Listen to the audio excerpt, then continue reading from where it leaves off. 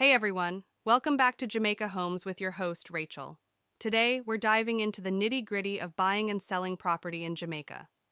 Yep, we're talking about the dollars and cents. Because let's face it, understanding the costs involved is key to making informed decisions in the real estate game.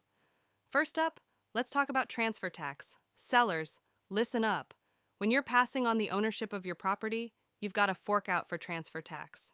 And guess what? It's based on the full sale price. So heads up, that bill is on you. Then there's stamp duty. This one's for the buyers. You've got to get your agreement of sale stamped within 30 days of signing and dating. Miss that deadline. And you're looking at a penalty matching the stamp duty amount. Ouch. Now, let's break down the current taxes. For sellers, you're looking at transfer fees, stamp duty, registration fees, attorney's fees, still to be advised, real estate agent's commission, plus that sneaky Jamaica general consumption tax. And hey, buyers, don't think you're off the hook. You've got your own stamp duty, registration fees, attorney's fees, also to be advised, and some miscellaneous charges thrown in for good measure. But hey, hold your horses.